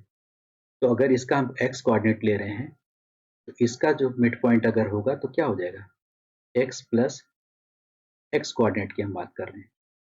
ठीक है, ये हो गया मिड पॉइंट इसका। एक्स प्लस 4 अपॉन में 2, इसको बोलते हैं पहले वाले को एब्सिसा, इसको ऑर्डिनेट। और दूसरे का क्या हो जाएगा कोऑर्डिनेट, y प्लस 3 अपॉन में 2, ये हो गया। ठीक है, जब हमने इसको बी डी को लिया। इसी तरीके से अगर जब हम इसको ए सी को लेंगे तो इसका मिड पॉइंट क्या हो जाएगा, 1 प्लस 6 अपॉन 2, और ये हो जाएगा 2 प्लस 6 अपॉन 2, 2 प्लस 6 अपॉन 2। अब दोनों के एक्स एक्स वाई वाई क्या होंगे, आपस में इक्वल होंगे। तो अगर दोनों के X X Y Y equal हैं तो यानी हम x plus 4 upon 2 is equal to कह सकते हैं 6 1 हो जाएगा 7, 7 बाई 2, 7, ये 2 2 कैंसिल हो गया। x is equal to 7 minus 4, ये आ गई 3। x का कोऑर्डिनेट आ गया, x की वैल्यू आ गई 3। अब यहाँ पे हम क्या करेंगे, दूसरे वाले केस में y प्लस 3 अपॉन में 2 इज इक्वल टू, तो जब भी क्या होता है अगर कोई मिड पॉइंट या कुछ होगा तो उसके जो एब्सिसा के इक्वल होगा, ऑर्डिनेट के, एब्सिसा के ऑर्डिनेट के इज इक्वल टू, ये हो जाएगी हमारी 6 प्लस 2 कितनी हो जाएगी 8, 8 अपॉन में 2। इससे आ जाएगा y is equal to 8 minus 3,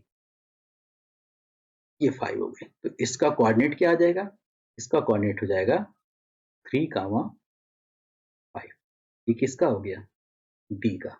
यही हमें निकालना था, 3, 5। ये तो हो गया हमारा फर्स्ट क्वेश्चन। सेकेंड पार्ट क्या कह रहा है इसमें, चेक इफ द गोलकीपर को कह रहा है कि चेक करो गोलकीपर जी जो है -3 5, ठीक है, स्वीपर एच जो है 3 1 एंड, ठीक है, विंग बैक ए जो है 0 3 fall on a same straight line, यानी जी एच और के सेम स्ट्रेट लाइन में है। कहाँ पे है जी एच के,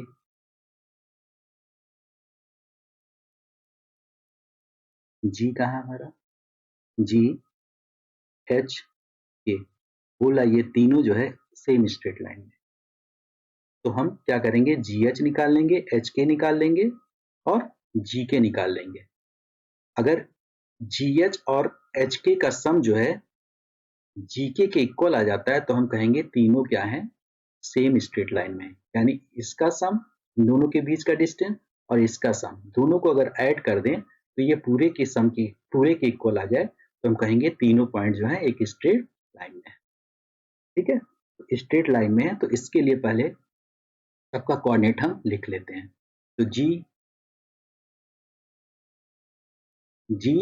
एच और के इस तरीके से जी एच और के। तो हम पहले जी एच निकाल लें, फिर एच के निकाल लें और फिर जी के निकाल लें। अगर तीनों इन दोनों का सम इसके इक्वल आ जाता है तो हम कहेंगे कि ये जो है देखिए इसमें। तो हम पहले जी एच निकाल लेते हैं, ठीक है। तो जी एच हमको ये पता है ना, अगर पी है कोऑर्डिनेट x1 y1 इसका है और पी या क्यू है दूसरा इसका है x2 y2, इनके बीच की अगर हमको डिस्टेंस निकालनी होती है यानी पी क्यू अगर निकालनी होती है, ये फार्मूला होता है ना x1 minus x2 whole square plus y1 minus y2 whole square, ठीक है। या हम ये कहते हैं x2 minus x1 whole square y2 minus, एक ही बात है। तो इसमें हम क्या करेंगे, जी एच निकाल लें। तो जी का पहला कोऑर्डिनेट ये क्या है -3 5 है और के का क्या है 0,3 है, एच का क्या है 3,1 है। अब इसी पे हम क्या करेंगे, सबकी वैल्यू रख के हम निकालेंगे।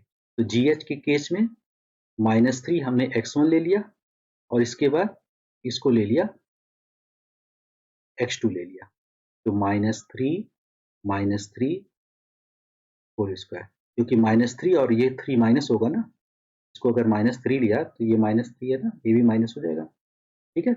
ये हमारा इस तरीके से -3 होल स्क्वायर प्लस 5 -3 के बाद यहाँ 1 आएगा -1। अब इसको हम सॉल्व कर लेते हैं, सॉल्व कर लेंगे तो वैल्यू आ जाएगी 3 और 3 -3 हो जाएंगे -6 और 6 का स्क्वायर हो जाता है 36 और प्लस 5 में से 1 जाएगा 4, 16 आ गई वैल्यू। इनको ऐड कर दिया हमने आगे रूट में 52। जब इसको हम कर लेंगे तो क्या हो जाएगी, स्क्वायर रूट 2 रूट में 13 हो जाएगा। तो इसको कर लेंगे ना 2 से 4 इंटू 3 ये 4 इंटू 13 बन जाएगा ना स्क्वायर रूट में, इसमें से 2 हमने बाहर ले लिया 13 अंदर आ गया, जी एच निकल गया।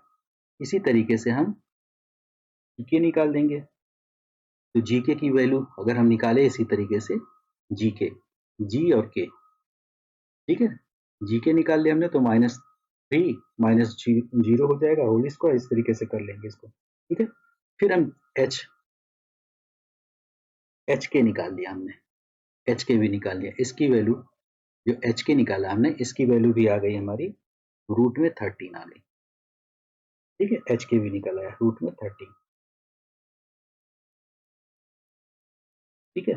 अब जी के जो है प्लस एच के, जी के और एच के मिलके हमको दे रहे हैं क्या, जी एच दे रहे हैं, जी एच दे रहे हैं, यानी के पॉइंट जो है लाइज कर रहा है। तो हम इस तरीके से जो है कह सकते हैं तीनों पॉइंट जो है दोनों का सम जो है इक्वल हो जा रहा है, ठीक है। तो इस तरीके से हम जो है ये तीनों पॉइंट जो है एक लाइन में स्ट्रेट लाइन में लाई कर जाएंगे, ठीक है। तो इस तरीके से हम निकाल सकते हैं। अब हमें लगता है आप लोगों को डाउट नहीं होगा, आगे देखते हैं इसमें। Check the full check if the full bag J की वैल्यू सेंटर बैग ये है are distance from the C and if C is the mid point of I J का मिड पॉइंट क्या है, सी है, सी जो है मिड पॉइंट ऑफ आई जे, ठीक है। तो ये हमारा जे हो गया और ये आई हो गई। तो हमको चेक करना है कि ये इक्वल डिस्टेंस पे है, सी के कोऑर्डिनेट 0,1 है। तो दोनों का मिड पॉइंट निकाल लें जे और आई का, जे आई का मिड पॉइंट निकाल लेते हैं। तो मिड पॉइंट क्या हो जाएगा जे आई का 5 -4/2, ये आ गई वैल्यू हमारी 1/2। और दूसरी निकाल लेंगे तो इसी तरीके से दूसरी हम निकाल लेंगे तो इसकी आ जाएगी, ठीक है, ये 3/2, ठीक है, 3/2 आ गई। तो इससे ये पता चल गया कि 0 1 नहीं आ रही है ना इसकी वैल्यू। अगर ये मिड पॉइंट होती तो जे जो है हमारा जे क्या था 5 - 3 था और ये हमारी थी -4, 6। तो अगर ये मिड पॉइंट होता तो हम इसको क्या करते, इनके एब्सिसा को ऐड करके डिवाइड बाय 2 करते तो ये 0 आना चाहिए था ना, लेकिन यहाँ पे क्या आ रहा है 5 प्लस -4 किया तो यानी 5 - 4 ये 1/2 आ रहा है, लेकिन आना क्या चाहिए था, अगर ये मिड पॉइंट होता तो 0 आना चाहिए ना, लेकिन यहाँ 1/2 आ रहा है, यानी ये मिड पॉइंट सी इसका मिड पॉइंट नहीं है। इस तरीके से सी मिड पॉइंट इसका नहीं होगा। ठीक है, अब हम लोग नेक्स्ट देखते हैं। कह रहा है वन इवनिंग, क्वेश्चन बहुत ही इंपॉर्टेंट है, इसको ध्यान से देखें कैसे करना होता है। One evening Kaushik was in park, children were playing cricket, birds were singing on a nearby tree of height 80 metre. 80 metre height पे एक बर्ड जो है गाना गा रही है और ये कौशिक जो है क्रिकेट खेल रहा है। He observed a bird on tree at an angle of elevation 45 degree. इसके साथ जो एंगल ऑफ एलिवेशन बन रहा है, ये बर्ड यहाँ पे थी सपोज कर लिया पहले, तो जो ये एंगल बन रहा है ये बन रहा है हमारा 45 डिग्री का। जब ये बर्ड यहाँ पे थे ये एंगल ऑफ एलिवेशन यहाँ से ये देखा तो ये एंगल ऑफ एलिवेशन 45 बन रहा है। कितना क्लियर है। When Sixer was hit, a ball flew through a tree, ठीक है, frightening the bird on fly away। ठीक है, तो बर्ड जो है उड़ जाता है। इन 2 second he observed the bird flying at the same height at an angle of elevation 30 degree. अब बर्ड जो है यहाँ से उड़ के 2 सेकेंड के बाद यहाँ आ गया। अब जो एंगल ऑफ एलिवेशन है ये 30 बनने लगा। अब जैसे जैसे दूरी जाता है ना एंगल कम होते जाता है और जैसे जैसे पास आता है कोई ऑब्जेक्ट एंगल जो है बढ़ते जाता है। यहाँ देखिए 30 पे दूर है, फिर जब नजदीक आया तो ये 45 है, लेकिन बर्ड पहले यहाँ बैठा था। 2 सेकेंड के बाद जो है बर्ड यहाँ पहुंच गया। ठीक है, he observed the bird 45 बना। when the sixer ये है into ये 30 and the ball flying towards the same height and angle of elevation 60। जो ये है अब ये यहाँ पे बॉल है, ये एंगल ऑफ एलिवेशन 60 बनाता है। ये पूरी कहानी है इसकी। ठीक है, ये पूरी ये हाइट जो है बॉल की भी यही होगी 80 मीटर, क्योंकि यही 80 मीटर ये भी है। तो इस तरीके से ये बन रहा है। बॉल और बर्ड सब एक ही लाइन में है। क्वेश्चन में अब क्या कह रहा है, क्वेश्चन ध्यान से पढ़िए। क्वेश्चन में अब कह रहा है कि हमें निकालना है at what distance from the foot of tree. Foot of tree जो है ये है, तो ये कह रहा है क्वेश्चन में at what distance foot of tree was he observing the bird sitting on the tree. ठीक है, बर्ड ट्री पे बैठी है, वो कहाँ उसके बीच की डिस्टेंस ये हमें बतानी है। ये तो इस केस में जो है इन ट्रायंगल ABC में ये पूरा एंगल कितना बनना है 45। ठीक है, तो इन ट्रायंगल इस केस में इन ट्रायंगल ABC एंगल जो बन रहा है 45 बन रहा है, हमें ये पता है और ये हमें निकालनी है CB। ठीक, यहां से यहां तक की डिस्टेंस यही तो बोल रहा है निकालने के लिए। At what distance from the foot of tree was the observing bird sitting on the tree। ठीक है, तो ये हमें निकालना है, तो CB हमें इसमें फाइंड आउट करनी है। ठीक, इस केस में हम क्या कैसे इसको करेंगे, ये पूरा एंगल तो हमें पता है 60 है, लेकिन ये 45 है, तो यहाँ पे हम अप्लाई करेंगे tan 45 इज इक्वल टू ये परपेंडिकुलर हो गई 80 अपॉन में ये हमारी यहाँ से यहाँ तक बेस हो गई। tan 45 की वैल्यू 1 होती है, तो CB जो हो जाएगी 80 अपॉन में CB बन गई, तो CB की वैल्यू भी 80 मीटर, ये हमारी वैल्यू आ जाएगी CB की 80 मीटर, यानी ये पूरी डिस्टेंस आ गई 80 मीटर सीबी की डिस्टेंस। ठीक। सेकंड क्वेश्चन क्या कहता है इसी में, how far did the bird fly in the mention time. इतने टाइम में जो बर्ड है, how far did the bird fly in the mention time, इतने मेंशन टाइम में बर्ड जो है कितना फ्लाई करेगी। तो पहले 2 सेकंड यानी 2 सेकंड में कितना फ्लाई की, यानी एडी हमें निकालना, यानी बीई निकालना, ये हमें निकालना। ठीक है, तो बीई हमको निकालना है ये चीज। अब ध्यान से देखिए, बीई किस में आ जाएगा, ये बीई अगर देखें तो इस ट्रायंगल में आएगा ना, सी डी ई, इन ट्रायंगल सी डी। अब परपेंडिकुलर बेस इसमें भी यहाँ पे एंगल जो बन रहा है डी के साथ 30 बन रहा है, तो अब यहाँ पे हम यूज करेंगे क्या, tan 30 degree is equal to perpendicular upon में। अब ये इसको हम लेट कर लेते हैं बी एक्स है, तो ये क्या हो जाएगा, ये पूरा 80 है। ठीक है, ये पूरा हम सी अगर रखेंगे तो सी के जगह पे क्या हो जाएगा, सी अब जो बनेगा वो बन जाएगा 80 प्लस एक्स बनेगा। ठीक है, तो इसके प्लेस पे हम रख सकते हैं 80 प्लस एक्स। इतना सबका क्लियर है, 80 प्लस एक्स हमने रख लिया।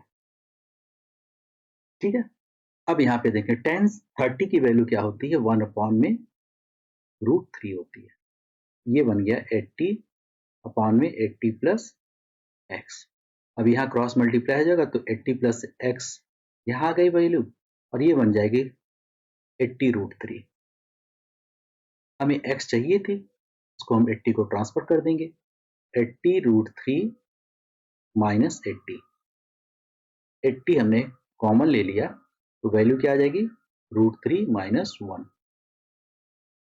ये वैल्यू आ गई इसकी 80√3 माइनस 1, ये हमारी आ गई बीई की वैल्यू जो हमें चाहिए था। ठीक है, अब नेक्स्ट क्वेश्चन इसी में क्या कह रहा है, इतना तो ये आ गया, after hitting the tree how far did the ball travel in the sky when Kaushik saw the ball. ये अब हमें फिर इसमें निकालना है, तो इसके केस में हमें क्या निकालना है, सीजी निकालना है। ठीक है, तो सीजी से हमें ये फाइंड आउट कर लेना है। ठीक है, तो distance of ball travel to hitting the tree जो हो जाएगा बेसिकली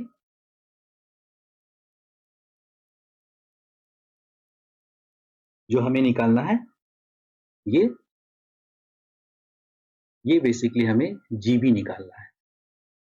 ठीक है, तो इसको भी इसी तरीके से फार्मूले से आप फाइंड आउट कर लीजिएगा।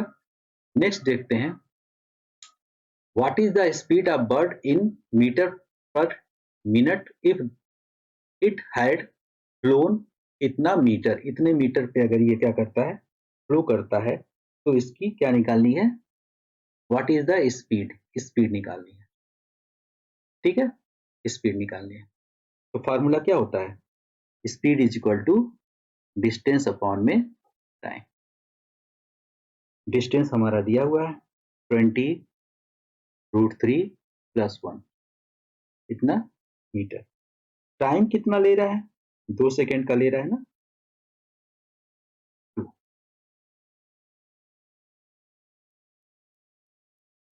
ठीक है, अब ध्यान से देखिए,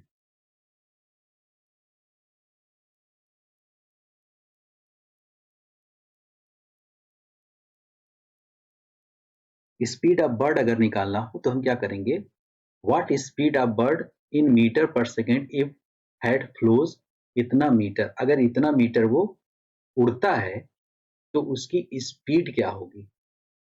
ठीक है, तो speed is equal to distance upon time होता है, तो इसको जब हम सॉल्व करेंगे तो ये वैल्यू आ जाएगी इतना।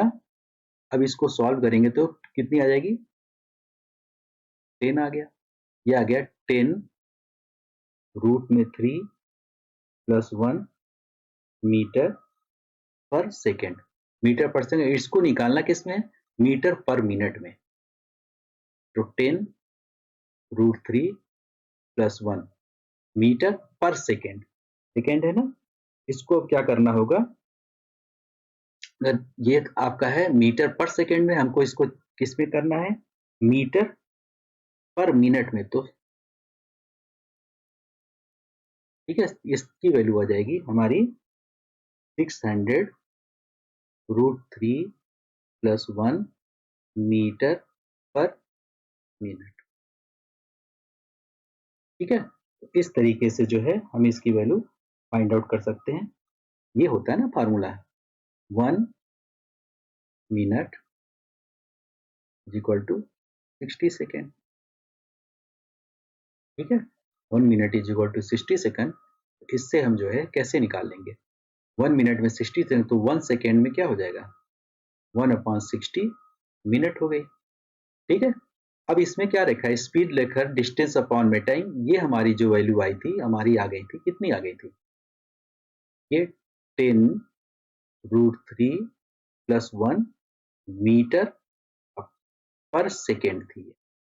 ठीक है, सेकेंड को अगर हमको इसमें चेंज करना होगा मिनट में, तो हमको क्या करना है पड़ेगा, तो इतना ये हो जाएगी मिनट, और 60 जो है ऊपर चली जाएगी, ऊपर मल्टीप्लाई हो जाएगी, तो कितनी हो जाएगी, 600√3 प्लस 1 मीटर पर मिनट। ठीक है, सेकेंड को हमने क्या किया, मिनट में चेंज करने के लिए 1/60 से डिवाइड कर दिया। इस तरीके से ये जो है हमारा फिनिश हो गया।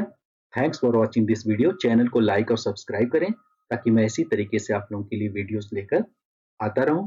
टाइम टू टाइम आप जो है वीडियोस को फॉलो करते रहें।